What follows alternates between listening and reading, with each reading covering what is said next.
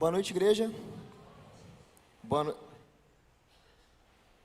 Boa noite, igreja. Sou grato a Deus pela oportunidade de estar pregando mais uma vez.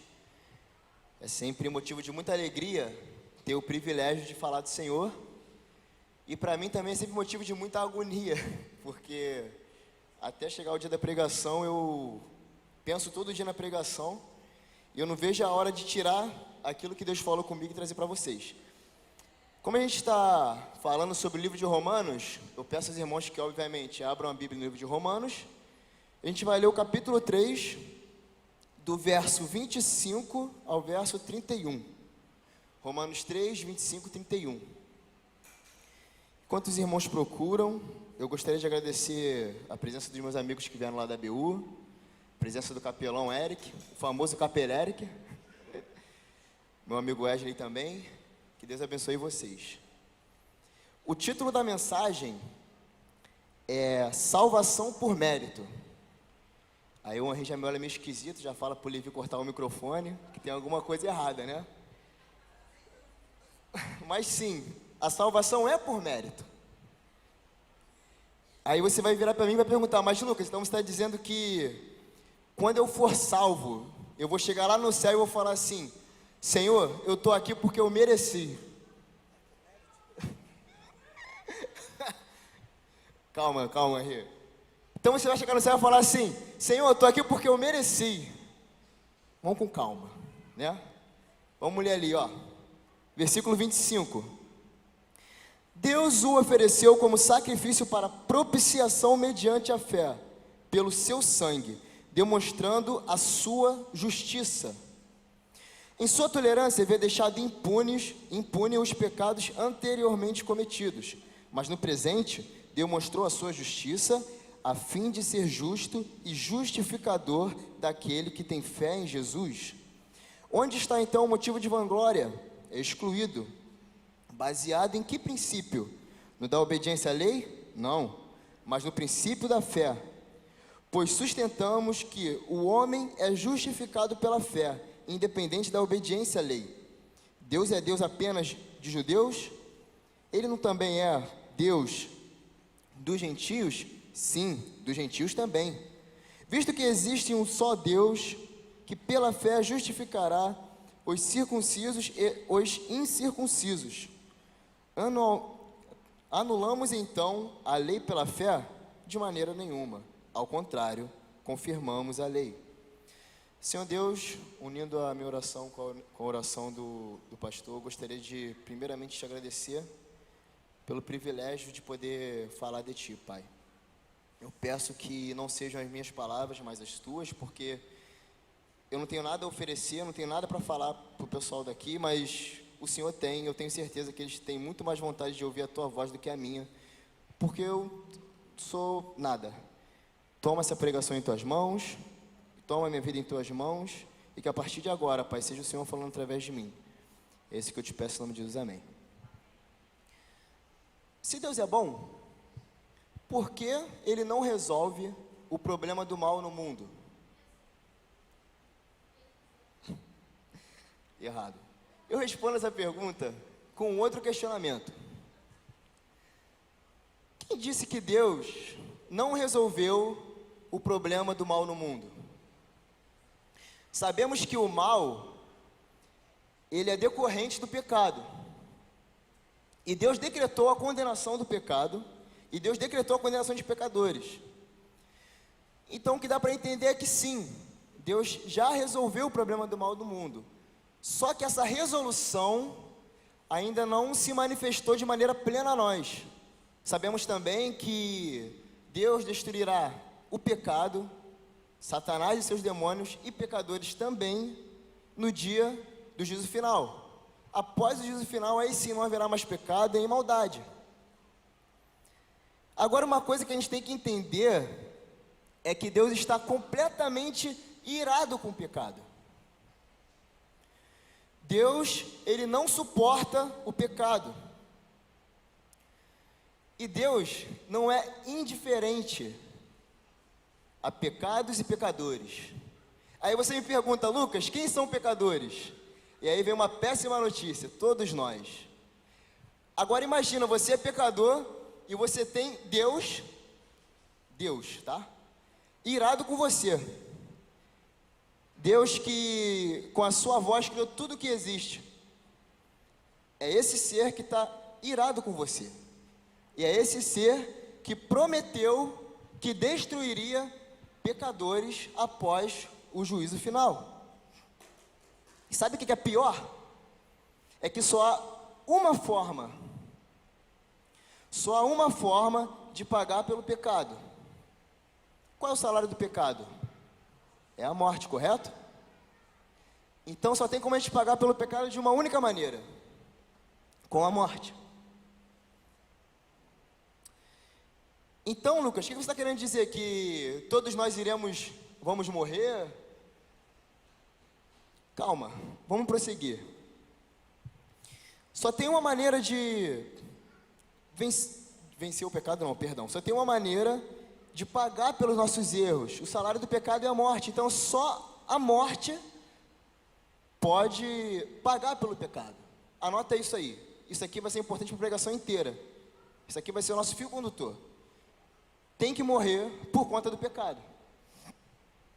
Mas Deus, Ele propõe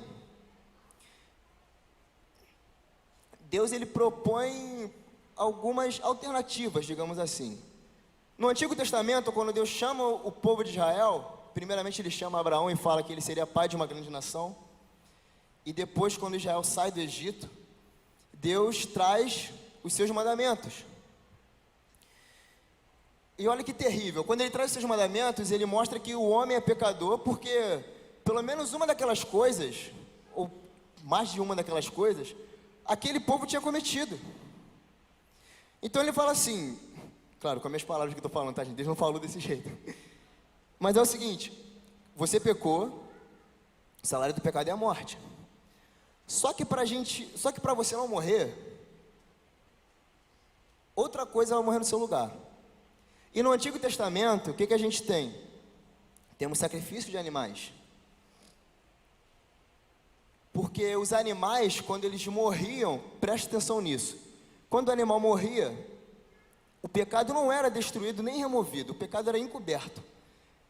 Entende? Então assim, para que a ira de Deus fosse apaziguada e para que, claro, metaforicamente falando, Ele não enxergasse mais o pecado, aquele sangue cobria o pecado da pessoa. E prosseguindo agora um pouco no tempo, chegando no texto em que nós lemos, temos então a igreja de Romanos. E embora a igreja de Romanos fosse em Roma, grande parte da igreja de Romanos, como a gente já viu em outras pregações, era constituída por judeus, né? Então eram pessoas que tinham a tradição judaica muito firmes dentro de si. Então Paulo está escrevendo para essas pessoas. E o versículo que a gente acabou de ler, que foi o versículo 25 do capítulo 3, logo no versículo 25, no início do versículo, Paulo vai evocar a tradição judaica, né? Quando ele fala que Cristo se entregou como propiciação, logo no versículo 25. Então você pensa, o que é propiciação? A palavra propiciação vem de propiciatório. Propiciatório era o nome da tampa da Arca da Aliança. E a Arca da Aliança ficava no Santo dos Santos. No tabernáculo ficava no Santo dos Santos, no templo ficava no Santo dos Santos também. E tem uma celebração judaica muito interessante, que ocorre até os dias de hoje, mas nos dias de hoje é com moldes diferentes, porque não tem mais o templo de Israel, que se chama Yom Kippur. O que é o Yom Kippur? É o seguinte, lembra do propiciatório, tá, gente? A tampa da Arca da Aliança. O Yom Kippur é um evento que ocorre em Israel uma vez no ano. E antigamente, como é que era celebrado esse evento? Da seguinte maneira: tinha um novilho e um cordeiro, né? O sacerdote, uma vez por ano, ele entrava no Santo dos Santos. Só que ele tinha que entrar completamente santificado. Ele não podia entrar de qualquer maneira, digamos assim, porque senão ele seria morto, porque era um lugar muito santo. Então o que ele fazia? Ele pegava o novilho, e o novilho era sacrificado em prol dos pecados dele, para que ele pudesse ser santificado, e aí sim, entrar no Santo dos Santos. A partir do momento que ele está santificado e entra no Santo dos Santos, o cordeiro é sacrificado, e olha que interessante, o sangue do cordeiro era espirrado, era derramado sobre o propiciatório, que é a tampa da Arca da Aliança. E para que isso era feito? Para aquilo que eu falei no início da pregação, para que a ira de Deus fosse de certa forma apaziguada, digamos assim. Então, Paulo, quando ele remete essa memória da propiciação, o que ele está nos dizendo? Lembra que a tradição judaica manda sacrificar animais para que o sangue dele expie o pecado e traga propiciação, para que a ira de Deus dessa maneira seja apaziguada? Então, agora em Cristo, essa ira foi apaziguada. Cristo, o que o cordeiro fazia, Cristo faz. E ele vai dizer, vamos ler aqui de novo o versículo 25, porque ele fala uma coisa muito interessante. Olha o que Paulo diz: Deus o ofereceu como sacrifício para propiciação. Então agora aquele sacrifício que era feito por sacerdote, agora está sendo feito pelo próprio Deus, e é um sacrifício perfeito. E agora, o que Paulo está dizendo? Vocês não precisam mais sacrificar animais, porque Cristo já morreu por vocês. Cristo já se entregou e é o sacrifício perfeito. Lembrando que no Antigo Testamento, um animal para ser morto, ele deveria ser visualmente perfeito, entende? Agora não, agora o sacrifício perfeito já foi feito. Então você me pergunta, Lucas, no Antigo Testamento, para que a ira de Deus fosse apaziguada, o sacerdote ia lá, matava o cordeiro e tudo mais. E hoje, o que eu faço? O que eu tenho que fazer? Será que é agora que a gente vai entrar no mérito, Henri? Será que é agora que a salvação é por obras? Olha que interessante. Como ter acesso à salvação, né? É engraçado porque no mundo em que nós vivemos, se a gente quiser algo, a gente tem que fazer por onde, né? Se você quiser passar no concurso, você tem que estudar muito. E é interessante isso porque você tem que ser recompensado. Só que pensa no seguinte, cara, você é pecador, como eu falei, Deus está irado contigo. Que recompensa você vai querer de Deus, sabe? Que obra boa sua mão pode fazer de modo que as suas obras ruins sejam apagadas? Como ter acesso à salvação? Paulo vai dizer que a salvação, deixa eu ler de novo aqui, no versículo 25 ainda. Deus o ofereceu como sacrifício para propiciação mediante a fé. Então a salvação, ela é mediante a fé. Então você pensa, eu vou ter fé e eu vou ser salvo. Sim. Então peraí, eu acho que eu entendi. É aí que está o mérito da salvação. É eu ter fé. Não, você não tem mérito nenhum por ter fé. Inclusive a fé não é algo que brota de você, é algo que brota de Deus em você. Você não tem mérito por ter fé. Porque a fé, olha só que interessante, a salvação não é algo que Deus nos dá como recompensa, como eu falei. Mas a fé, ela serve como um caminho pelo qual a graça salvífica de Deus percorre para nos atingir. De modo que não somos nós que vamos até a salvação, mas é a graça de Deus que traz a salvação até nós. Está conseguindo entender? A graça de Deus que nos atinge. Porque, sabe qual é a verdade? Nenhum de nós, pecadores, queremos a Deus, entende? E Lucas, você falou que, mas beleza, mas não sou eu que tenho que ter fé? Então não é uma obra minha? É uma obra sua, mas preste atenção. Nicodemos, ele faz uma alegoria muito interessante à fé, né? Ele fala que você não tem Você não tem mérito nenhum por ter fé. E por que ele fala isso? Pensa no seguinte, eu estou com sede, né? O Gabriel me trouxe água aqui, obrigado, Gabriel. Eu nem pedi água pro Gabriel, mas ele trouxe. Eu estou com sede. E se eu chego pro Gabriel e falo assim, Gabriel, me dá água, e ele me dá água, o mérito é meu por ter pedido água, ou é dele por ter me dado água e matou a minha sede? A mesma coisa a fé. A fé, ela é tão meritocrática quanto uma pessoa necessitada pedir ajuda e ser ajudada. Você não tem mérito nenhum pedir ajuda, você pediu ajuda porque você estava necessitado.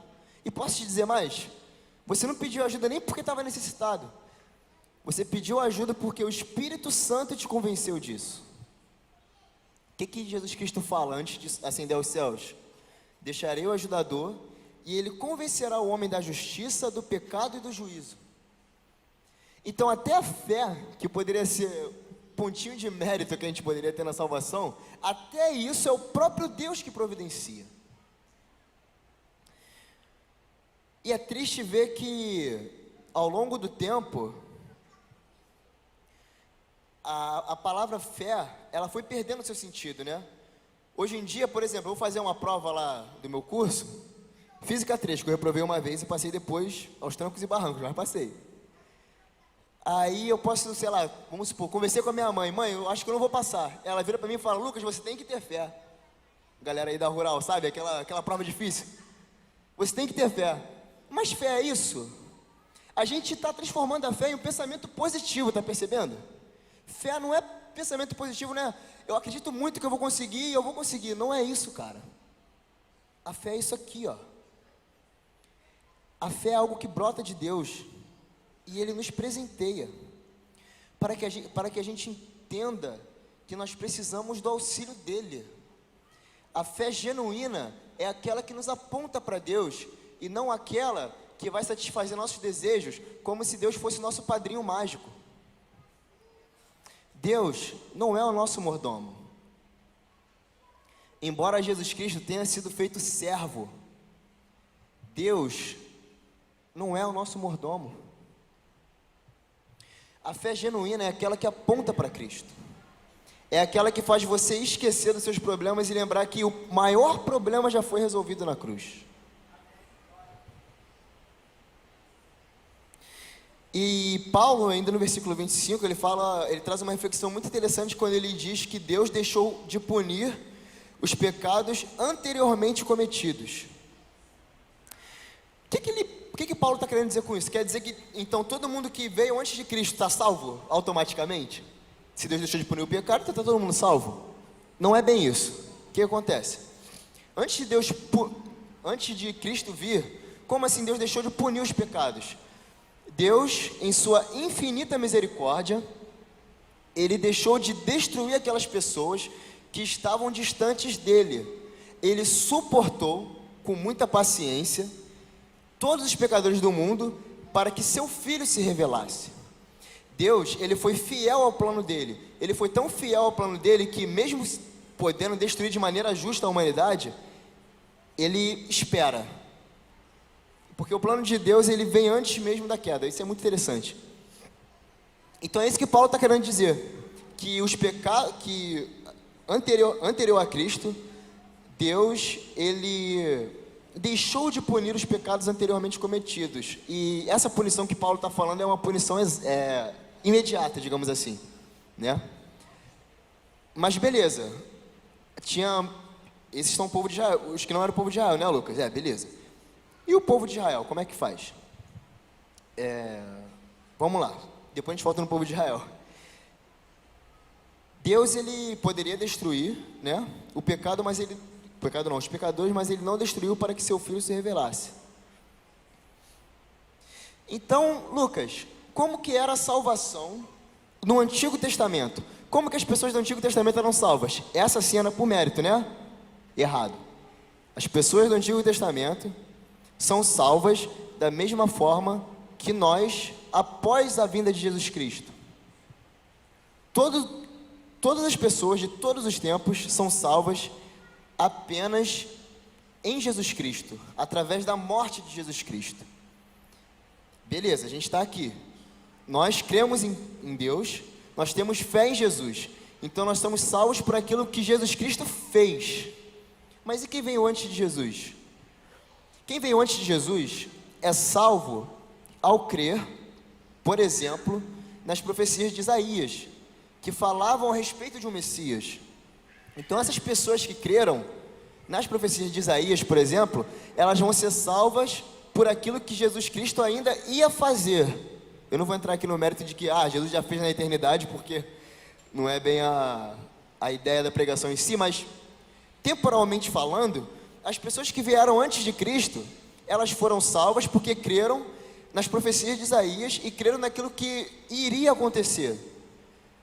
Lucas, e quem não conheceu Isaías? E quem não conheceu profecia nenhuma? Vamos lá.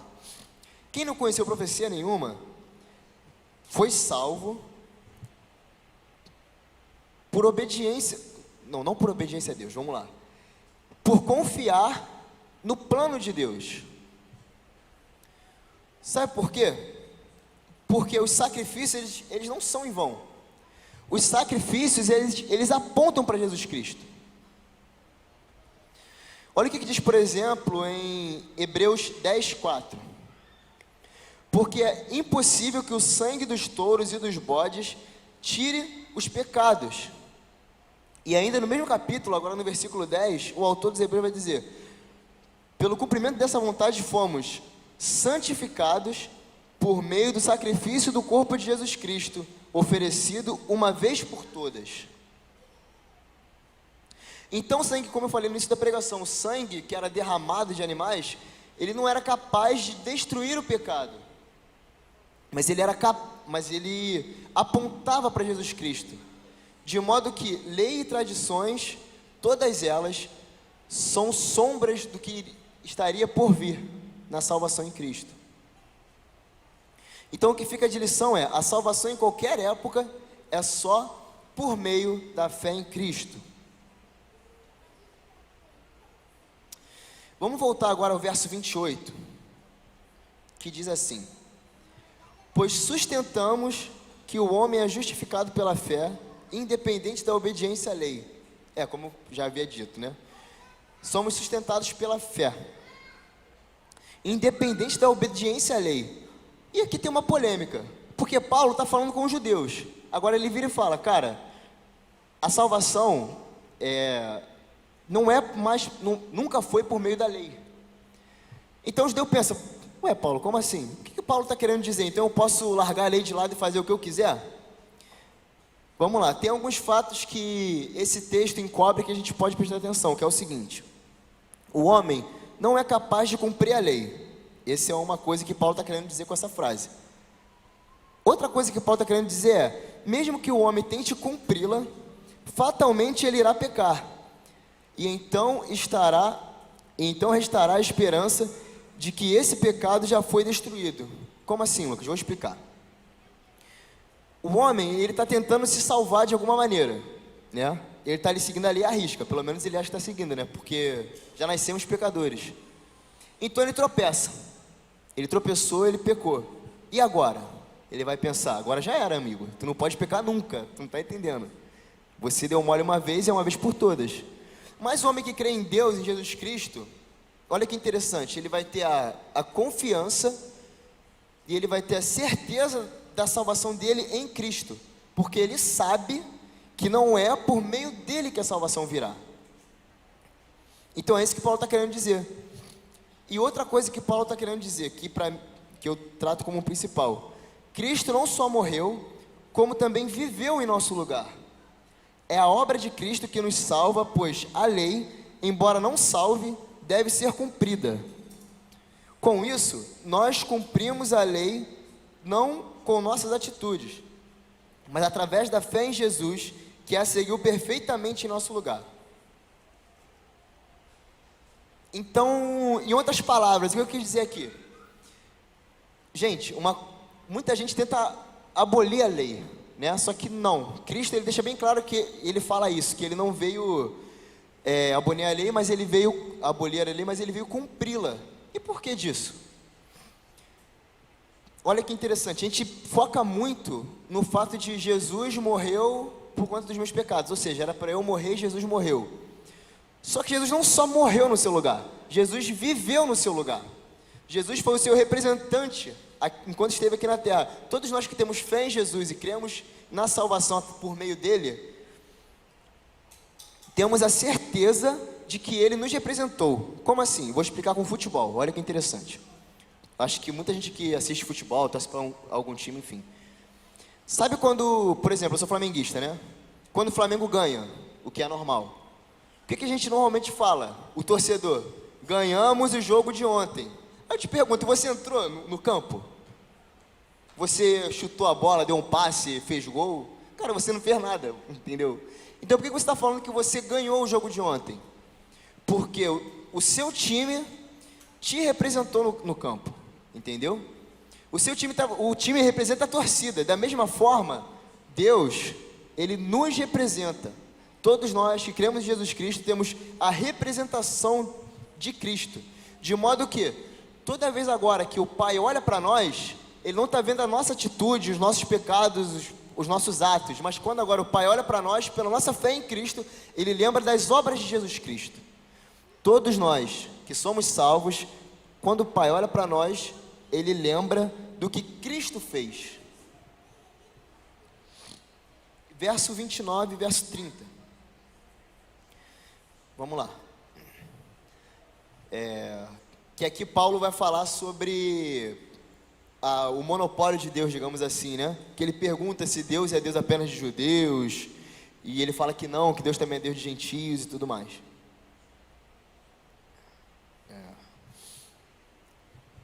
Então Paulo agora tendo desmistificado a ideia de que as tradições judaicas e o cumprimento da lei que salva, tipo assim, Paulo desmistificou essa ideia de que a salvação vem pelo cumprimento da lei. Paulo deixa claro que a salvação não é um monopólio de Israel. Em pregações passadas, há umas 2 ou 3 pregações atrás, o Henri falou sobre isso, né? Sobre qual que é a vantagem, né, do judeu em si. Que a grande vantagem é que Deus se revelou através deles. Mas isso não tem a ver com salvação. Porque o próprio judeu, se não crer em Cristo, também será condenado. A salvação só tem um único caminho. Então agora Paulo está dizendo o quê? Que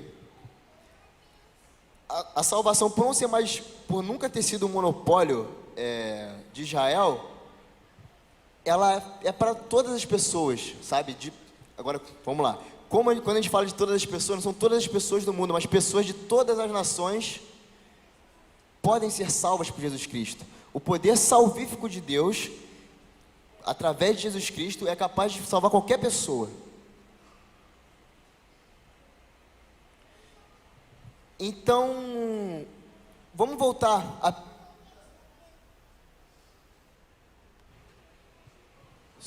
voltou.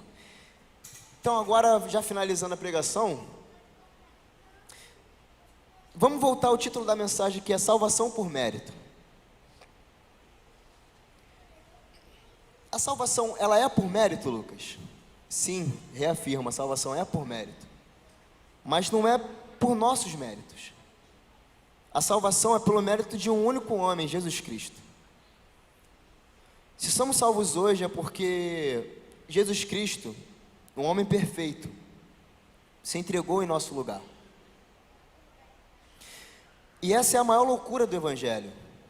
O pecador comete um ato digno de condenação e sem precisar fazer nada, tem sua sentença removida, pois a justiça de Deus se manifesta na morte de um inocente que se entrega para que culpados sejam absolvidos. O escândalo do Evangelho está em você acordar todo dia, sabe? Você prometeu, eu não vou pecar hoje, você faz a sua oração, você faz a sua devocional, tudo bonitinho. Mas aí chega a metade do dia, você já fez uma besteira, você já se estressou, você já desejou o mal de alguém, e eu queria deixar bem claro isso aqui. Às vezes as pessoas perguntam, né? Já me perguntaram várias vezes, cara, se Deus é tão bom assim, por que ele não mata as pessoas ruins e deixa só as pessoas boas? Meu amigo, quem é bom? Jesus Cristo vai deixar claro que o pecado não é só você cometer o ato, sabe? O cara que mata alguém, a diferença do cara que mata para o cara que deseja matar é que o cara que cometeu o assassinato, ele é no mínimo inconsequente. Mas o pecado, ele está no mundo porque nós temos anseio pelo pecado. O pecado está no mundo, cara, por causa da gente também, nós aqui da igreja. E todos os dias você acorda e você fala, hoje vai ser diferente, mas nunca é. E sabe o que é pior? É que você não consegue se constranger e lembrar que Cristo morreu sendo inocente para que você tivesse vida. E a gente dorme, acorda, ora, lê a Bíblia, peca de novo, e a gente esquece de novo que o inocente morreu para que culpados fossem absolvidos. Cadê a justiça nisso, Lucas? A justiça está no fato de Jesus Cristo ter escolhido obedecer ao Pai e fazer a vontade dele.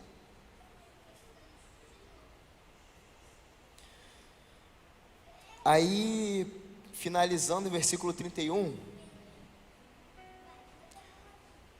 Paulo vai dizer: anulamos então a lei pela fé? De maneira nenhuma. Pelo contrário, confirmamos a lei. Lucas, você está falando que eu não tenho mérito nenhum na salvação, que a salvação é mérito de Cristo, que eu não preciso fazer nada para ser salvo. Então eu posso fazer o que eu quiser? Faz. Faz o que você quiser. Eu posso adulterar? Igual o pastor Júnior, né? Pode. Eu posso fazer tudo o que eu quiser, cara? Pode. Sabe o que você vai estar dizendo? Sabe o que você vai estar demonstrando? Que você nunca foi salvo. Tiago, em sua epístola, vai dizer, Tiago 2:18, ele vai dizer: mostra-me a tua fé sem as tuas obras, e eu te mostrarei a minha fé pelas minhas obras. Não é o que você faz que te salva, mas é a salvação que muda quem você é. Não é que você fez algo para que a salvação te alcançasse. Não é a sua fé que criou uma ponte com Deus, não. Mas Deus ter te salvado, cara, é isso que muda quem você é. É impossível um homem ser salvo e dizer que é salvo, entendendo a salvação, continuar na mesma vida. Isso não existe. Sabe, pensa que você é um morador de rua. Ou então você mora numa casa caindo aos pedaços, que está pingando água dentro. Meu Deus, é horrível dormir aqui. Aí vem um bom feitor e te dá uma casa com tudo pago. Uma casa enorme, linda. Eu não tenho nem dinheiro para pagar, mas ele vai sustentar a casa, ele vai sustentar as suas despesas, vai te dar comida, não vai faltar nada. Você destruir essa casa? Cara, seja grato. Como eu falei, o nosso mundo a gente quer muito recompensa. A gente acha que a gente vai ter algo se a gente fazer por merecer. Então quando as coisas vêm de graça, a gente não dá valor. Essa que é a verdade. Mas, usando a frase que o meu amigo Bruno falou no último culto, a salvação é gratuita? É, pra gente. Mas pra Deus custou muito caro, mano. Pra Deus custou um filho. Pra Jesus custou a própria vida. Entende? Então não tenho medo nenhum de dizer que uma vez salvo, salvo para sempre. Porque quem de fato é salvo, cara, é grato a Deus. Entende de onde Deus te tirou. O maior mérito da salvação, cara, é um inocente, um homem perfeito, se entregar para que pessoas imperfeitas fossem salvas. O maior mérito da salvação é um homem que dá vida, escolher ser morto por assassinos. O maior mérito da salvação é um homem que é a própria verdade, resolver se entregar para que mentirosos fossem salvos. Sabe, não é o que você faz, mano. Como o Henry falou, não é sobre a gente. A Bíblia, ela conta a história da redenção. E embora nós sejamos os beneficiados, o maior protagonista é Jesus Cristo, mano. Então viva de acordo com os preceitos dele. Cada escolha que você fizer, por gratidão, pense em Jesus Cristo. Sabe o que é pior? Que ele não está te cobrando nada. Ele não te pediu nada para te salvar, mas ele te salvou. Então seja no mínimo grato. A palavra de hoje é gratidão, que igual o pessoal fala, né? E como é que eu posso ser grato, Lucas? Estudando a palavra de Deus e seguindo aquilo que ele nos pede para fazer. Prega a palavra de Deus, cara. Viva uma vida de maneira cristã, de maneira correta. Viva uma vida leve. Não fica perdendo seu tempo com as suas vontades, com seus anseios de saciar a sua carne. Tipo, sei lá.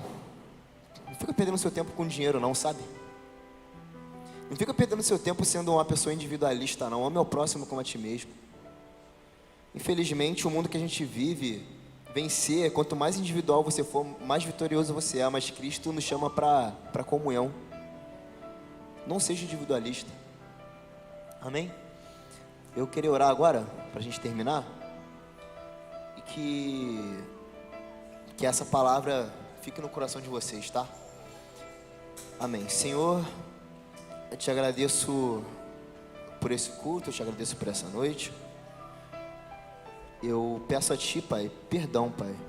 Nos perdoa porque, embora alguns de nós sejamos salvos, mesmo sendo salvos, nós não somos muito gratos porque o que nos falta é a comunhão contigo.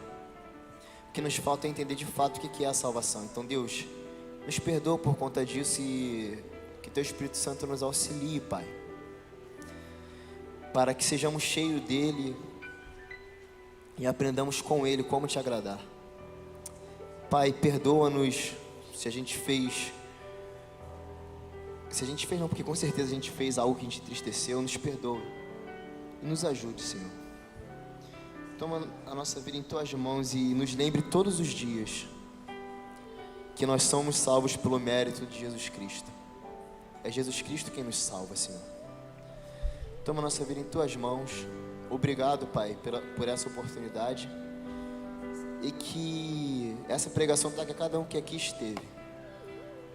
Que a gente pare de fazer as coisas por obrigação, porque tem que fazer. Que a gente pare de vir no culto porque domingo é dia de culto e a gente tem que vir. Mas que a gente faça por amor, Pai, e com extrema alegria. Eu estou indo ao culto porque eu estou feliz. Que seja esse, Pai, o nosso objetivo. Nos ajude, Senhor. Somos pecadores, Pai, salvos, mas ainda presos em um corpo pecaminoso. E que o Teu Espírito Santo continue nos incomodando cada vez que a gente tropeçar. Toma a nossa vida em Tuas mãos. Em nome de Jesus, amém.